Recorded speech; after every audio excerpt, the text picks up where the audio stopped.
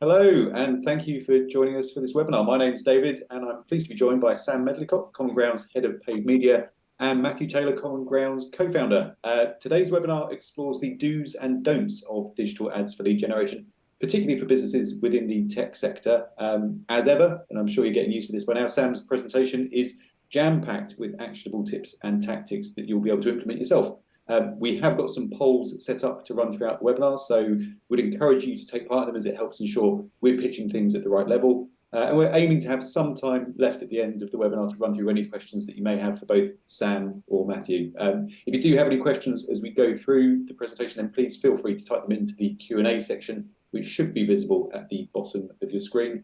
The webinar, if you missed the announcement at the start, it is being recorded, and we'll send you a link to watch a recording of the webinar and download a copy of the slide deck after the talk today. So Sam, 90 slides, you've got a lot to cover. Over to you. Thank you. So I'll get started as quick as possible. So this is what we're going to cover. So really quickly, introduction of me, but mainly it's going to be why I use Google Ads, a little case study to show you like what the results by doing the do's and the don'ts, what you can achieve, and then go through the do's in priority order and as well the don'ts, and then questions at the end. So who am I? So I'm Sam, Head of Paid Media at Common Ground. So what we do is we focus on the 20% that matters to unlock the growth and to solve the problem. So this is where we help drive high quality converting traffic to websites. Added bonus is Matt's joining us. He's co-founder of Common Ground, so he will jump in with a few tidbits throughout the presentation. And then these are some of the brands that we have empowered over the years. So we've got the likes of like Highland, Elmtech, Cypher as well. So we've got a wide experience across multiple industries, but especially within the tech sector. Great, thank you. And I did warn everyone that we are going to be running polls throughout. This is the first poll of the session, so hopefully you can see that on your screen now. And the question is, how confident are you that your website will be able to deliver enough high quality leads to meet your objectives for the next 12 months? Just got the options of highly confident, confident, doubtful, or highly doubtful. It's a question that we ask in most of our webinars. Matt, don't know what you're expecting the results to show. It's really mixed at the moment, obviously, with things going on in the economy and things like that. I think a lot of people are worried about what their performance is going to be in the next 12 months. And obviously, there's a lot of changes within things like the search results. There's a lot of things going on with AI. So visibility, like organic visibility, is going up and down. So a lot of people are looking to kind of plug that gap with paid advertising rather than kind of relying on the organic traffic. And certainly Google seem to be rolling out updates at a scary pace at the moment. So yeah, I think there's a lot of uncertainty in the market at the moment. Yeah, and I'll be honest, that seems to be reflected again in the results of the poll. So I'll just end it and share the results for everybody. But you can see, hopefully, that it's probably about 2/3 of people who responded are either doubtful or highly doubtful that their website's going to deliver enough high quality leads for them to meet their objectives over the next 12 months. Thanks everyone who took part. Back to Cool. Sam. So moving on, why use Google Ads to start with? So the main reason is that you can target your ads to reach the right audience. With this, Google lets you run ads on the following networks. So you've got your YouTube, your display, your search, like Gmail and Maps. But what we, within the tech industry, the priority placement should be search. So if you've got limited budget or you really want to focus on high quality, high intent audience, then I would recommend starting with search always. As mentioned, this is because people are actively searching for your services or products within Google search, whereas YouTube and display is not always the case. You appear at the top of the search results, which increases your visibility, and you can direct visitors to conversion-focused landing pages. So often what we want to do is send this traffic to PPC-specific landing pages that have clear call to actions throughout, and I'll run through a little bit more about that later on. Another reason to use Google Ads is that you have full control over your costs. So you can choose how much you spend per day, per month, per campaign. So it gives you a lot of control throughout. You're not committed to spending like £5,000 per month before you even started the ads. You can start them up with £100 per day and go from there. So it also gives you that flexibility to increase your daily ad spend or bring it back down if you need to. And then also my favorite reason is this measurable results. So with this, you can track impressions, clicks, conversions, and then lead data as well. And this isn't always the case for some of the marketing tactics that are available. And within this, there's things like click-through rate, cost per click that you can track, conversion rate, cost per conversion, but also a little bit more on the visitor interaction and behavior engagement on your website. So average time on page and then conversion to customer rate as well. So by being able to track a lot, you're able to see what your ads are actually doing. Whereas sometimes if it's an ad in a magazine or a brochure, you unable to see the direct impact and results. Whereas with this, you can do. So I've just put a little case study in here just to run through to show you what Google Ads can achieve. So one of our clients is a B2B software company specializing in HR solutions. The goal was to decrease the cost per conversions whilst increasing high value conversions. So with this, then they came to us with a really high cost per conversion. They weren't too sure they were bringing in the right kind of traffic. They wanted to get more request demos rather than just brochure downloads. So with what we did, we introduced new campaigns that split out, allowed us to have greater control over targeting and ad spend and the services that we were pushing. Things like upgrading the ad copy and ad extensions to follow the latest best practices, because Google's always changing. It's as it sort of learns and we all learn, Google is sort of updating like how many ads are recommended in ad groups, how many headlines, descriptions, best ways do you pin things, headlines or not. So we made sure it was all up to date best practice and what we've learned across other clients. Then we added goal values to provide Google signals on what to optimize for, because not every goal and conversion is equal. So we told Google which ones we wanted to prioritize. And then we utilized Google's automated bidding strategies to get the best performance. So some people can be a bit hesitant given Google control. I'm always like, you need to work with Google rather than work against it, and that's how we achieve the best results. So with this, what we saw is a 30% reduction in the CPA, and we saw a 859% increase in the high value conversions. So there was a 142% increase in ad spend, which did help increase some of the conversions. However, the results were massive improvement because of seeing the efficiencies across the account improve, and the conversion rate overall improved by over 200%. So here's just a little summary slide. I won't go into too much detail here, but you'll be able to get the slides after.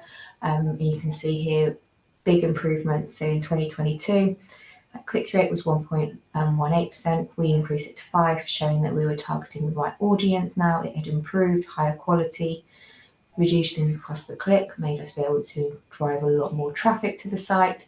We're also improving that conversion rate from 0.76 to 2.31 and having a bigger impact on higher quality conversions. So people actually getting in contact with you, engaging with you in a positive way, rather than just downloading a brochure or a guide, disappearing off. Great. Thank you, Sam. So obviously a lot of that was around conversion data, and it's very interesting. So question for the audience then is, how accurate is your conversion tracking for the leads generated through your website? Only 3 options this time: highly accurate, somewhat accurate, or highly inaccurate. Again, Matt, I'll bring you in. I'll be wildly amazed if a lot of people say highly accurate. I'll be honest, it's one of the common issues that people have, is kind of, especially if you've got a longer sales cycle and kind of your sales cycle goes past conversion and then kind of into an extended offline kind of sales thing. The people who have the best kind of accuracy usually are the people who are kind of selling software, or you can kind of sign up there and then there's revenue that you can take from most of it. But for the vast majority of people, it's kind of a real weakness, kind of managing through to the actual sale and getting the kind of closing that loop. But if you can do it, it's massively valuable in the way that you optimize your campaigns and the kind of the return on investment you can get. You can kind of exponentially increase it. Yeah, spot on. Thank you. And it seemed that really the audience agrees with you. So the vast majority of people have said they're somewhat accurate. So thankfully, no one's, or very few people are saying it's highly inaccurate. But only one person very confident with the ability of their website to track the conversions that are happening through their site. Cool. So moving forward, we're going to start with the do's, the positives. I have put them in priority order. So if you can't do absolutely everything, it would be to start with the top ones. And as you can guess, it's set up accurate conversion tracking.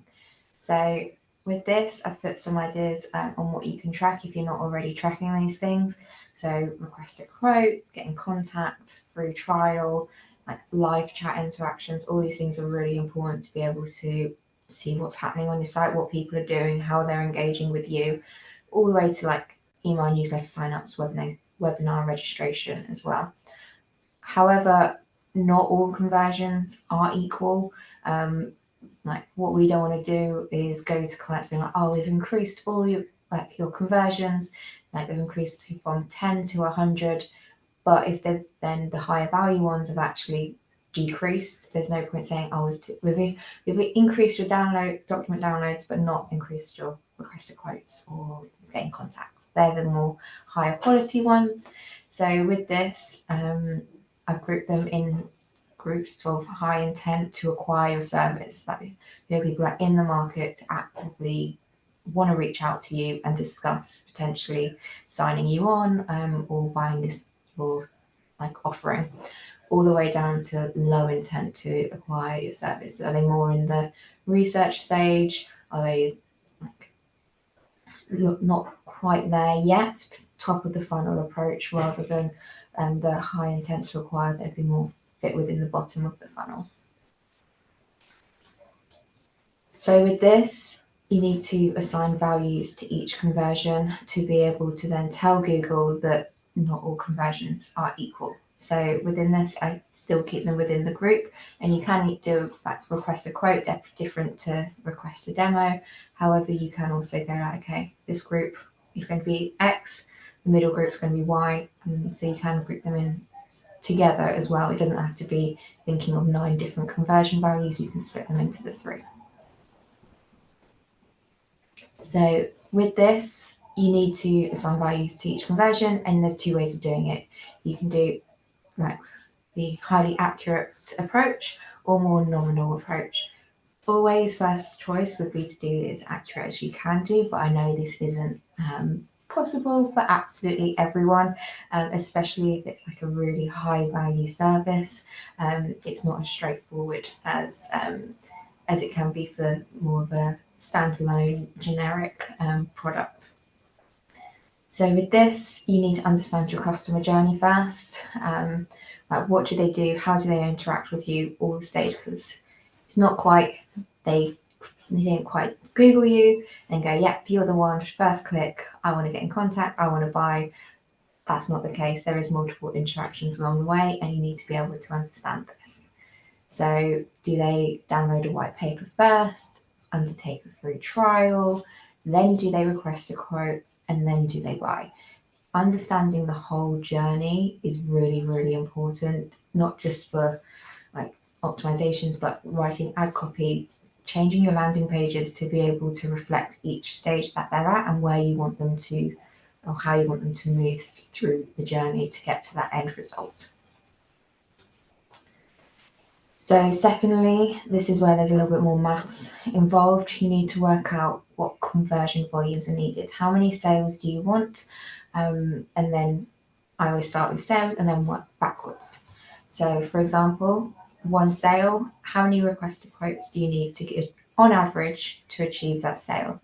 So does 4 requested quotes generally result into one sale? Then backwards, how many free trials do you need to get one quote? And then here, how many white papers do you need to undertake that free trial? So as you can see, it then starts like download a white paper, a value as 100, all the way down to get that one sale. So with this, it then be able to sort of help you work out the volumes and the conversion values you need to assign to it. Over to you, David. Sorry, just struggling to unmute myself. So I've launched the third and final poll, and as Sam mentioned, it's important to make sure that you are optimizing for the right conversions on your website, and one way to do that is to assign values to them. So question for the audience is, do you currently assign values to the conversions you're getting through your website? Matt, another chance to bring you in.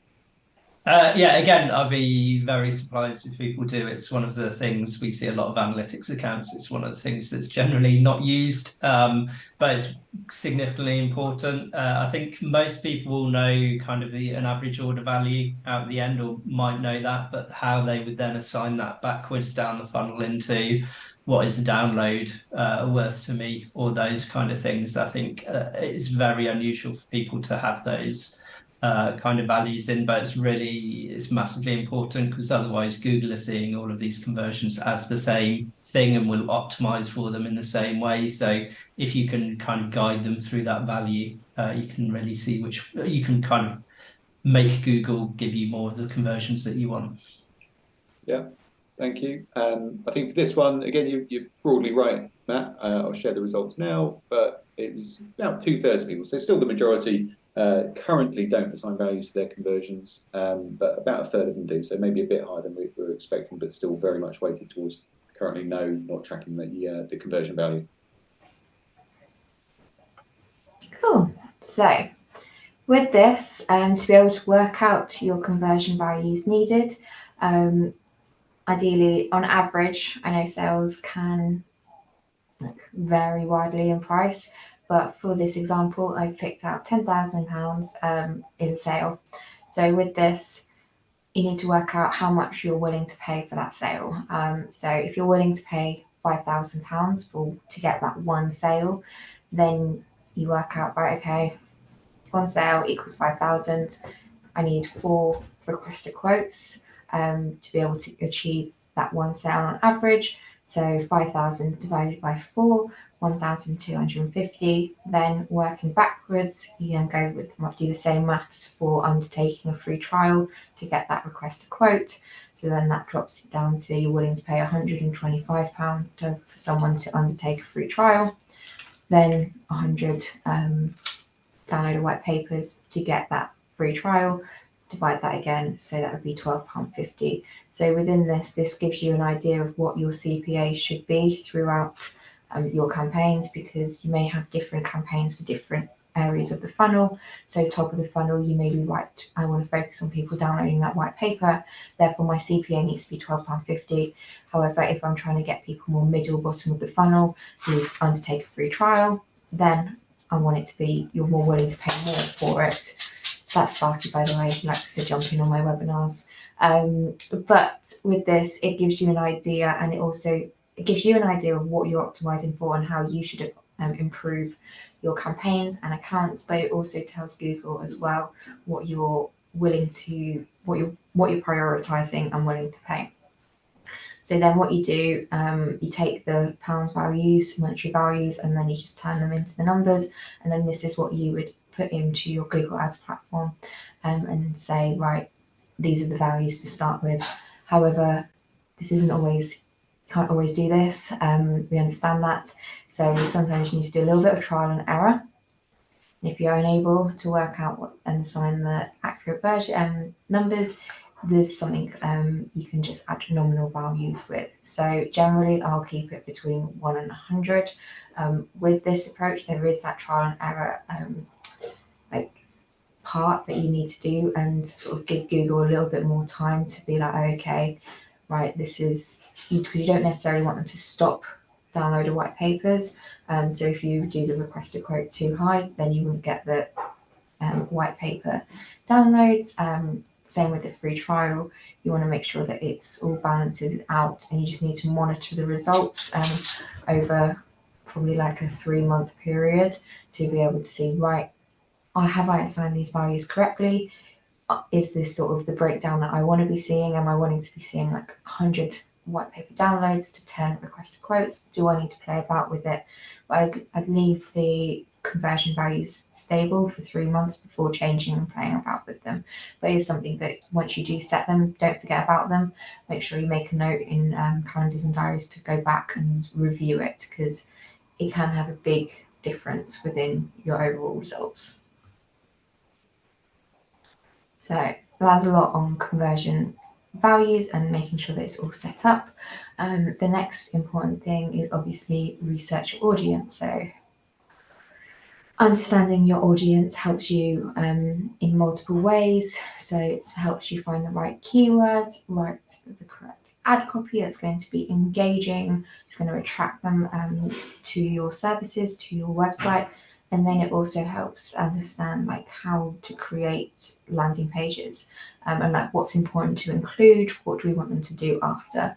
So with this, like researching your audiences, it's like, what are they searching for? The biggest thing that I've noticed, especially within tech industries and software, is what people internally call certain services and products can be very different to what people are actively searching for on Google. So it's making sure that you know how people are searching for products and services, and it's making sure you're using those keywords rather than solely just the ones that internally you call the software, because there is that difference, and you may be missing out on such a large volume of search volume and traffic if you're just not understanding how people are actively looking for your product or service. Then writing ad copy, again, you need to make sure you understand, making sure it's easy to read for people who are not living and breathing your service, making sure that you review competitors. What are they saying? Does it match your landing page? Does it match what the keywords people are searching for? And then the landing page as well. So by researching, you want to be like, okay, what are their pain points? What benefits are they looking for, etc. So with this, we've started to use a new tool. It's very new. It obviously uses AI as things are moving. We want to make sure that we are using them, maximizing them, getting the best results, testing, constantly learning. So with this, it helps generate user personas, which can then give you more information that you may not have thought of. So sometimes you need to step back to be able to then move forward with improving your keywords, ad copy, landing pages, etc. So there is a link for you to be able to play about with it. But what I started with was HR SaaS as your business, put in who my target audience segment is, HR team. So I've kept it very generic as this example, but you can play about with it and make it more niche. And then this is what it gives us. So it gives Emily a little bit of a persona, what her problems are in general, what her pains, the goals, the benefits, the triggers, the barriers, all these things that you can then utilize and use and not necessarily copy and paste, but use its inspiration to be able to write those ad copies to target them, make you stand out, but also the landing pages as well. Make sure you think about these things. Does my service offer this? Can I, instead of targeting just the bottom of the funnel keywords, how can I use people's queries or pains to be able to target them at a more awareness stage? And do I have a download that they can download, understand what to be able to then move them down the sales funnel later in the future. So I've got quite a few things to go through. So this is why I'm sort of talking a little bit quickly, because there is quite a lot to still get through. But the next thing is keyword research. You've got to make sure you do it. You can't just sort of do 5 minutes, scribble some keywords on a piece of paper and go, yeah, that'll do. You really need to understand what you want to target and make sure that it's really right for your business to reduce wasted ad spend. So with this, I always start with Google Ads Planner. It's a great way to be able to discover new keywords, understand search volumes. There's little ways that you can play about with it to really broaden out, use your competitor websites as well to sort of see what works for that or potentially be working for them, get inspiration as well. So with this, you can go into your Google Ads and at the top in the settings section, it will bring you to Google Ads Planner. So here, what you do, there's two options, or two ways you can do it, use it. You can use both of these.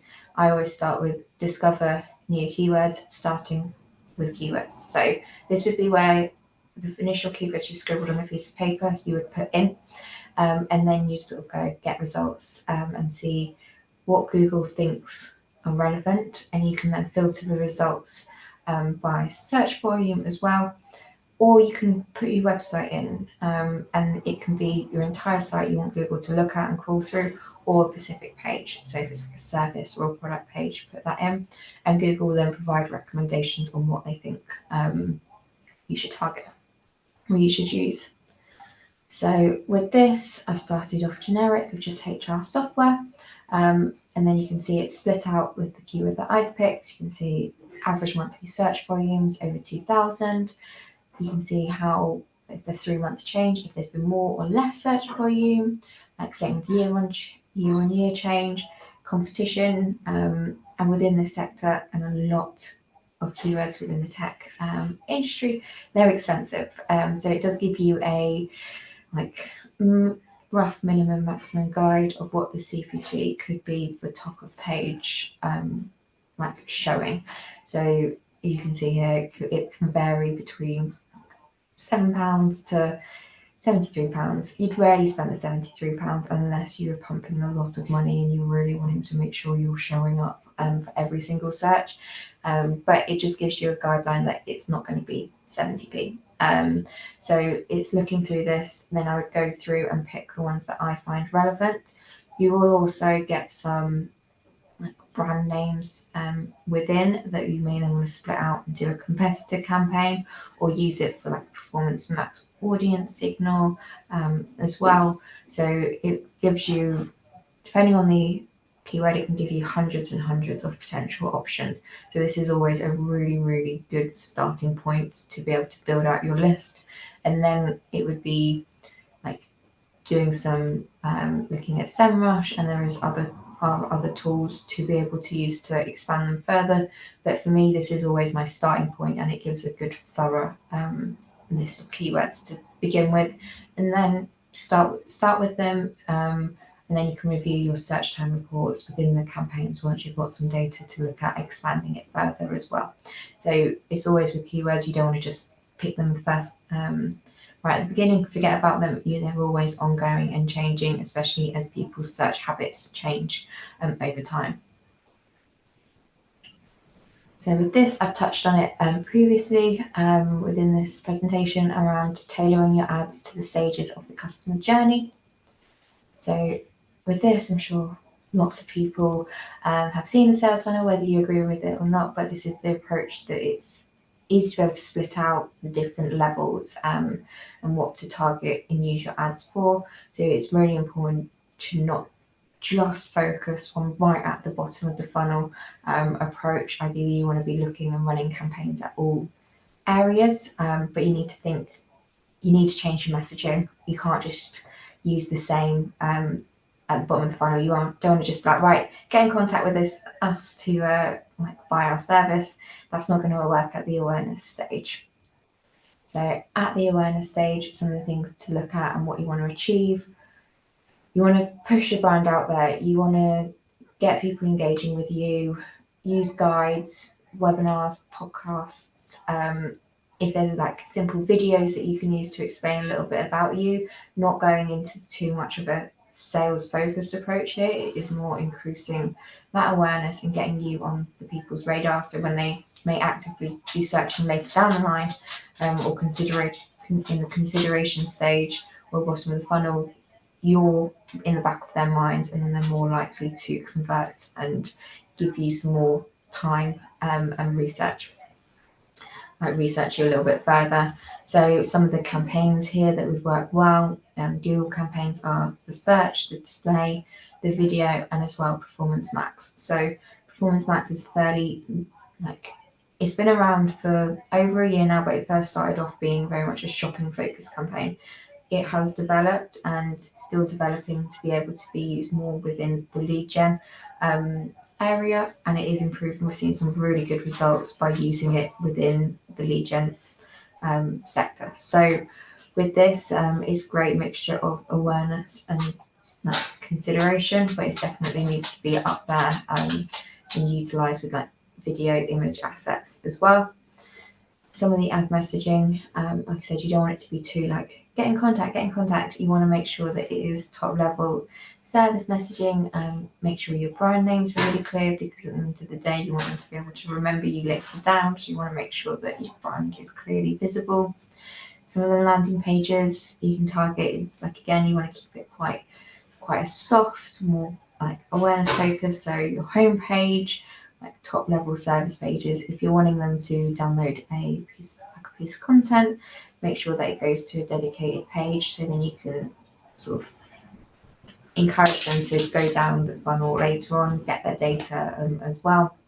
But you want to make it as easy as possible and not as scary. You don't want them to suddenly come to a page where it's right, here's this big form to fill in with all their data. They're not going to want that. They're going to want a nice, more softer approach.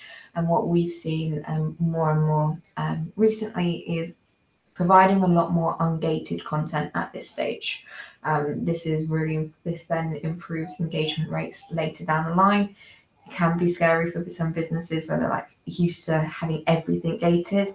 However, if you think bigger picture, it can improve people's general perception and interaction with you in the long run. Next is the consideration stage, so the middle of the funnel. Some of the things that you want to do with your ad messaging is focus on the key features, having some testimonials, some trust signals here. You're then, with this, what I've added into the mix is having a remarketing campaign along with some of the other elements as well. So with this, it's driving people who have interacted with you at the awareness stage. It's encouraging them to reconsider you and take that next step. Some of the things to be offering them, like the landing pages, is demo sign-ups, giving them a little bit more information around pricing, because at the end of the day, they're in the stage of considering you, and most people care about pricing comparison pages as well, and that's where they're doing, so make it as easy as possible for them to compare your different products or services, what you do, your key features and benefits as well. And then at the bottom of the funnel, the conversion stage, what people are looking for is more information to push them over. So some case studies. Can you use offers or discounts that are time sensitive to encourage them to get in contact with you? It's just giving them a little bit more push. And with the campaign types, I've reduced them. So with this, you really want it to be with search campaigns, because that offers you high intent, targeting people with really high intent. Remarketing and Performance Max as well here can work really, really well to get them over the line. So you can then ask a little bit more information about them with forms on the page, but again, you don't want to put them off. You want them to be encouraged to get in contact with you. What are they going to get out of it by giving up their email address? It's something you always need to think about, because people are very precious about email addresses, like I'm sure you all are. Number 5 is then prioritizing your optimizations. So don't just go in the account and think, right, I need to optimize every single campaign all in one go. You don't need to do that. So what you need to do is prioritize increasing conversions. It sounds simple, but people can lose track of what the big goal is and thinking, right, I'm just going to spend an hour and go through all the search terms in every single campaign. It's not going to give you that big push that will take your conversions from, say, 10 to 100. So you really need to focus on the different areas. So for example, I group them into 4. So you have your campaigns that are high traffic and high converting. things you need to think about here is, can we increase the traffic further? Is the campaign limited by budget? Can we replicate the success on some of the other campaigns? So can we turn the high converting low traffic into high traffic high converting? So it's not always the case that you can suddenly just put additional budget in all your Google Ads campaigns, but can you move budget around? Can you take some from the high traffic low converting? Can you move it over to high traffic high converting? A lot of big improvements can be made by where you spend the money. It's making sure you put it in what's going to make it work the hardest. So some of the things here within the Google Ads platform is to look at your impression share and also search impression share lost by spend. This is really where you can see, right, can I push more budget into it? Next is the low traffic, high converting. Again, it's sort of thinking, can I increase the traffic at all? Because obviously it's really high converting audience, but low traffic, so you want more. Some of the stuff is like, if it's limited by budget, can we look at reducing the cost per click so we can drive more traffic that way? There's a few like looking at bid adjustments and areas like that, but the big thing is, how can we increase the traffic and keep it high converting? The next is where there's a little bit more, some bigger changes may need to be made to be able to get them over to the high traffic, high converting. So with this, it's like, okay, if the traffic's high, we're getting lots of volume, lots of people to the website, how can we improve the conversion rate? Is the landing page correct? Or is it the audience is wrong? Like, the landing page may be amazing, but they're just not high enough intent. So it's reviewing your search term reports. Are the keywords correct? Do we need to refine them? Do we need to pause some? Do we need to look at the time of day that people are coming to your website? Because is it a lot of late night people? Are they actually going to have that high intent to buy your product or service? And then the next is more of like the problem child, low traffic, low converting. So this, is the audience correct? How's the ad copy doing? Is it compelling enough? Are we selling ourselves like in the best way possible? Are we missing a trick? What are your competitors doing? Have they included something that you're not currently including? Can that be changed? Can the offering be changed? Is the landing page easy to understand? Because sometimes the low converting, it may be you go on and there's so many call to actions to do. It's like, do I call, email, fill in this form? Do you want me to download this brochure? Keeping it to one or two clear call to actions and what you want them to do, that's the absolute maximum you want. You don't want them to be getting overwhelmed, confused, lost, because then they'll just remove themselves from the website. You want to keep them engaged and go through a clear journey.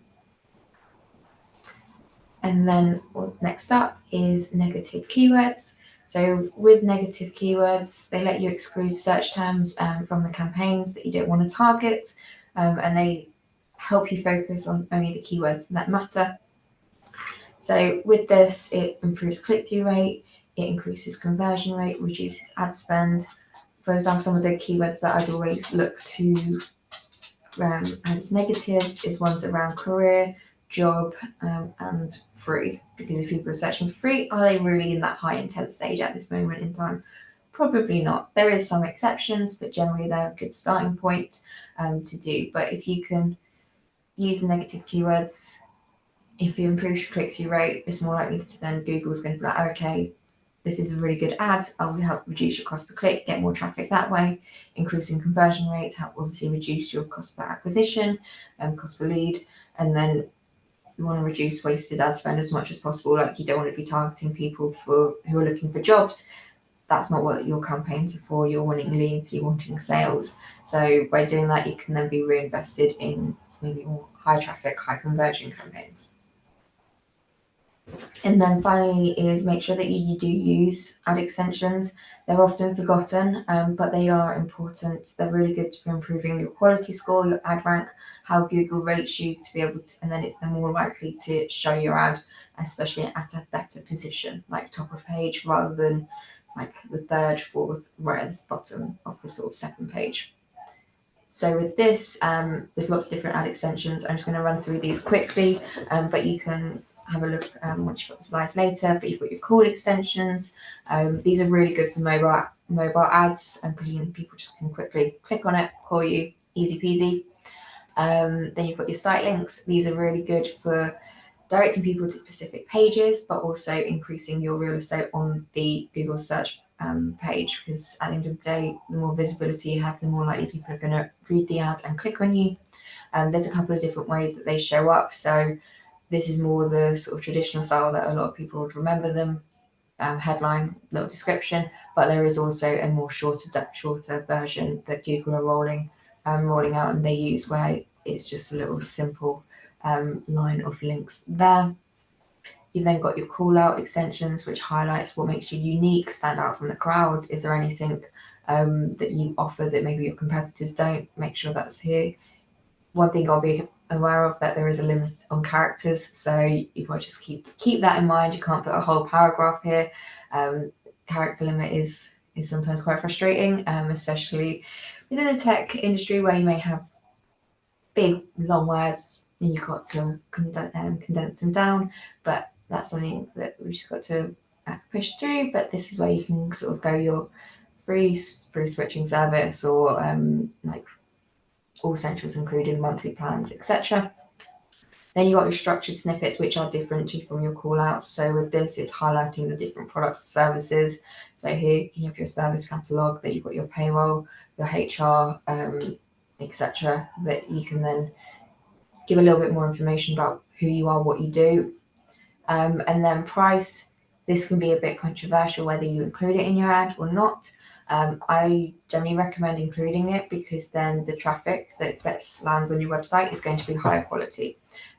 What you don't want to do is, especially if you are more of a higher end luxury expensive service, you want to put the people off who aren't going to be able to afford you straight away, but always do it like from price. So if people are on the edge, they're then going to click on and investigate further.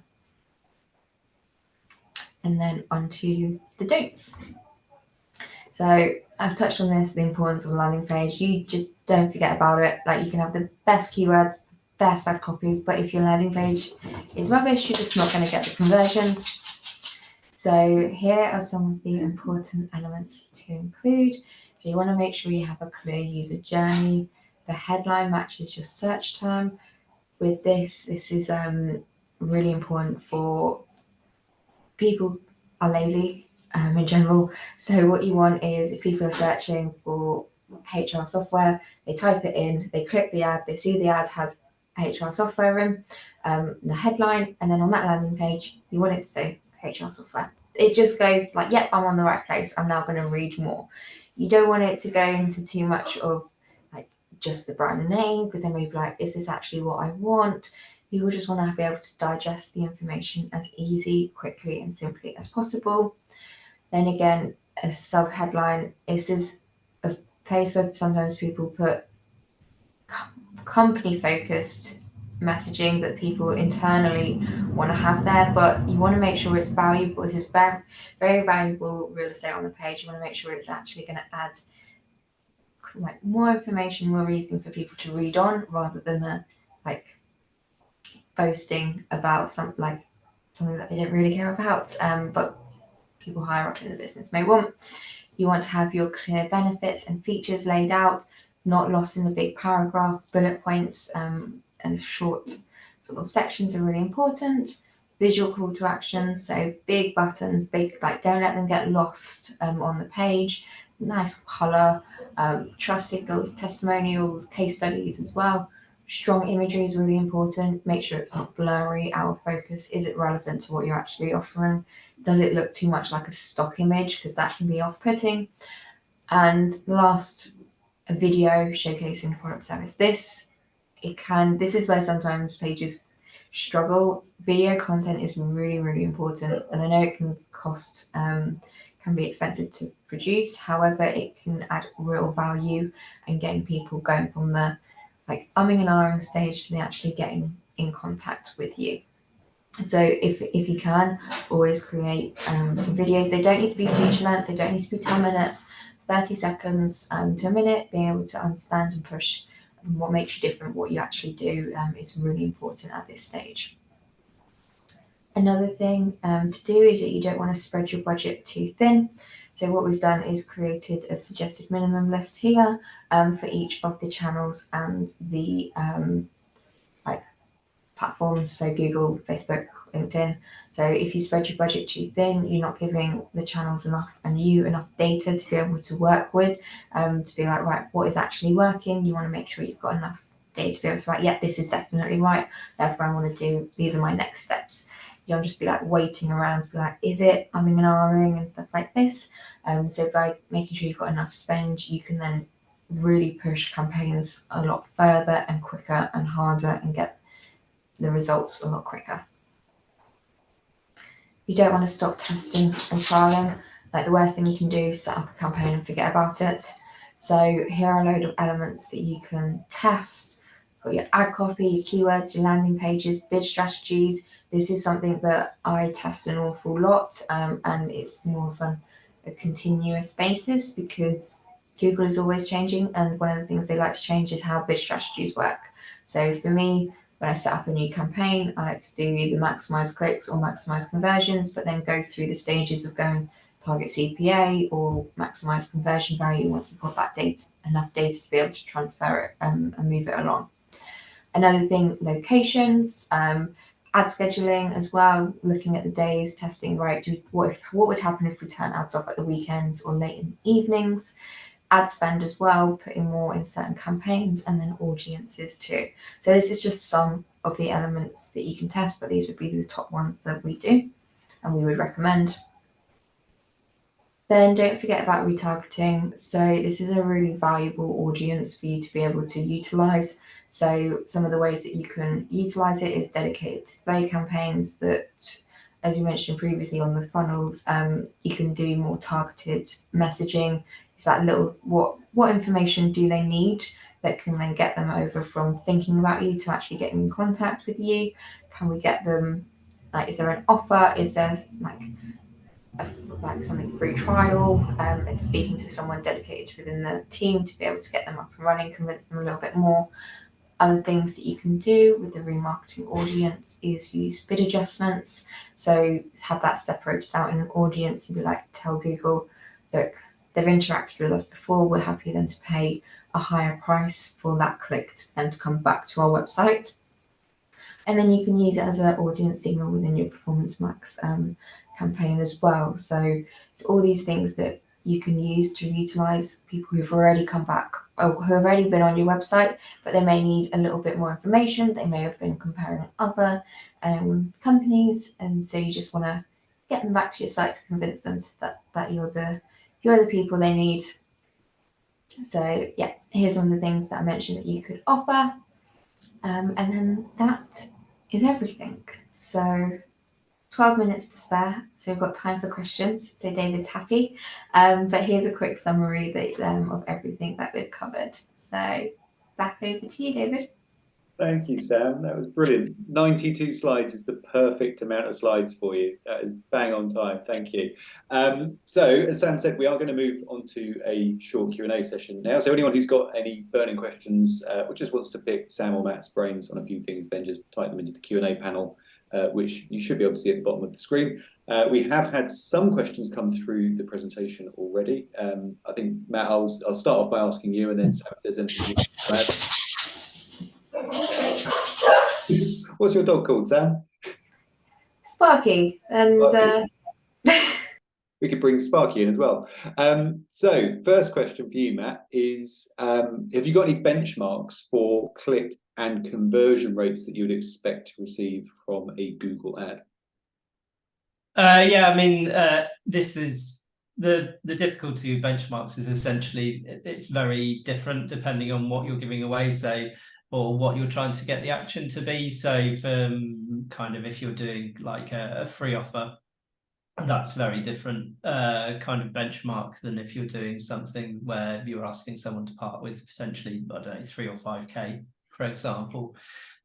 So generally you would expect for kind of your awareness campaigns at the top of the funnel to have a much better click-through rate, a much higher click-through rate. And then as you get towards kind of the higher intent ones, you might find that you have a lower click-through rate, but kind of better ones. If people always put me on the spot, such as this, I would probably go with kind of a 2% click-through rate if you kind of is somewhere where, depending on where you are in your funnel, I would be kind of like, is this good or is this bad? Similarly, things like if you've got brand campaigns running, unless your brand campaign click-through rates is astronomically high, you would be concerned. I'm sure Sam has a more accurate answer than I do. Yeah, generally I want a good between minimum 2%, ideally around 5% click-through rate would be where I'd be looking to push, especially within more of a the tech industry, SaaS industry, within search campaigns. Display is a completely different ball game, but within search I'd be looking 2 to 5. Anything above 5 I'm really happy with. Great, thank you. And then the conversion rate, once someone's visited the landing page, what would you expect that to be, Sam? This one's where it's difficult to tell because, as I mentioned, not all conversions are equal. So, you're going to get a higher conversion rate on white paper downloads than you are going to be get in touch. So this is where understanding your journey, your customer journey, is then important to be like, okay, well, at this stage, I expect it to be like X or Y. So that one's a little bit more difficult to say. Yeah, thank you. I had someone ask, they work for a consultancy, and they've asked, how do you find the proper search intent for keywords? Something they struggle with is that most consultant keywords that are searched for are people job seeking. How would you navigate that challenge? We'll start with you, Sam. So I'd make sure that you're using negatives. So for people that are saying jobs and stuff like that, can that be excluded as well? But it's look at your search term report, see if there's anything there. But it is more of a difficult one with it. But then it's making sure your ad copy is really clear that if that is what you offer, is really strong, because is that where people are getting confused? It's making sure that there's no choice but to show up for people looking for jobs. Make sure that ad copy is really clear so they don't click on you. And then if they don't click on you, you don't get charged. Great, thank you. And similarly, you can go with kind of either feature and benefit type keywords. So as opposed to going the consultancy one, because it is one that we've seen frequently for clients, you can kind of go with the output or kind of what people are expecting to get from you. So you could go with kind of if your industry starts with an audit, you could kind of target keywords around the audits rather than the kind of the overall function. As Sam said, use the negative keywords around jobs and those kind of things as well. But yeah, it's taking a step back and looking at, if this isn't the right intent for the keyword consultancy one, where in the funnel are those people, and kind of what are they looking for at that point? Is it the feature and benefits? Is it a comparison? Is it just kind of top level information? Is it a particular service that you offer rather than going with consultancy? Is it something very specific around kind of the sort of consultancy that you offer? So ultimately you might find, and there are keywords out there that just fundamentally don't work for Google Ads, for example. So you might optimize your site organically to make sure you rank to provide that traffic that way, and then actually save your budget and reuse it kind of somewhere else in the funnel on a completely different set of keywords. Thank you. I think from my memory, Google also offer an audience of, or one audience characteristic that you might be able to exclude is job seekers, which might be another thing to consider. So you could look at narrowing it down within audiences as well. So there's job seekers or students and things like that you can exclude, but then is there more around HR or around healthcare? Adding different audiences in that way maybe help improve the quality of the people as well. Thank you. Do I need a different landing page for each keyword that I'm targeting? No, not each keyword, but make sure that they're all grouped together. Like, depends how many keywords you're targeting and how broad they are, but also no, you don't need to have a separate one for each keyword. Have them into groups, but you do want to make sure that your landing page is relevant to that group of keywords. You can't have one landing page fits all approach. It doesn't work.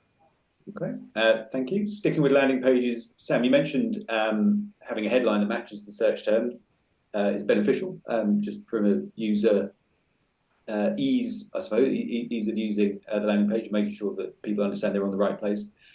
Is that a direct signal to Google for their ad quality, or are they tracking user behavior, or is it really just about usability? It's both. So Google to improve quality, so the quality score is made up of ad relevancy, click-through rate, landing page experience, and it's within that landing page experience that you can really have making sure people the time on page they're not bouncing off. It's those signals as well that Google takes into consideration because, like I said, if it doesn't match what they're searching for, they're going to bounce off. So Google's going to be like, well, this isn't right. This isn't as quality landing page website as it should be, or quality ad. So they're going to prioritize someone else above you. Great, thank you. Matt, anything you'd like to add to that? On that particular question, no, you didn't come from me for the last one, which I was all geared up to. Oh no, go on. But I can't now remember what that one is either. No, I don't have anything to add for that particular question. That's fine. Just to refresh your memory, the previous question was about, do you need a different landing page for each keyword? Yes. So I do agree with Sam, not each keyword, but you do need paid specific ones. A common mistake that we see from a lot of businesses that we start working with is they're trying to land people onto kind of their generic service pages or that kind of thing, which especially if you've got different industries you're targeting, is it's not a great idea. If you can have a industry specific landing page or feature a kind of an issue specific landing page, that can really help. And quite frankly, kind of normal website pages, you're having to get in quite a lot of other information. You've probably got an SEO team going, we need this content on from an SEO point of view. Your paid landing pages are really there so you can focus on the key messaging in a very kind of succinct visual way, usually for kind of to drive a sale. Great, thank you. I think maybe got time for one or two more questions. So what do you think about bidding on competitor brand names? Is that an effective strategy? Something to be avoided? It's expensive because your quality score is not going to be as high as the competitors. One, because you've not got the competitor name within your ad copy. People aren't actively searching for you, so there is a lot less intent. So what we see is there's high cost per clicks unless you've got lots of ad spend to be able to pump into a search competitor campaign.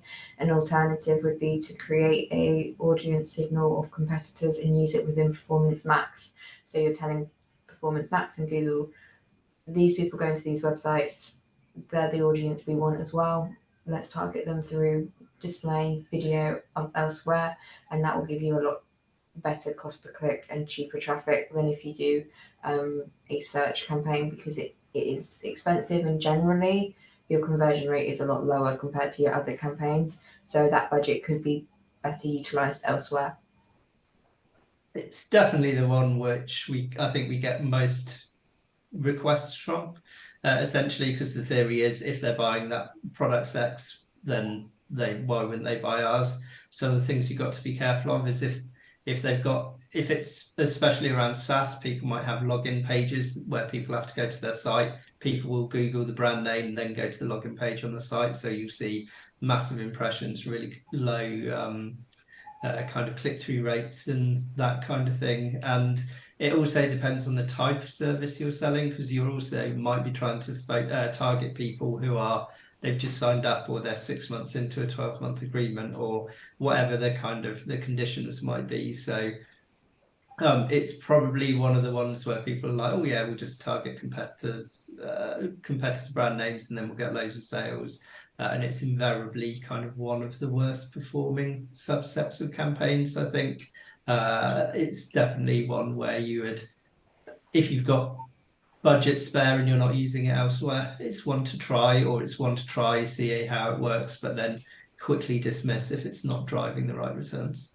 Yeah, and I guess maybe one way to navigate that as well is you can append it with sort of additional search terms like brand name alternatives.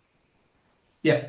That would be yeah, the kind of the comparison keywords, Yeah, exactly. alternatives. An interesting one you could try is kind of help topics and things. So if people are having an issue, they might be more susceptible to changing, and that kind of thing. So, or connectors as well. So if there's connectors into a particular app that you do and you know they don't, you could kind of Google, or you could focus on brand name and a connector kind of keywords as well.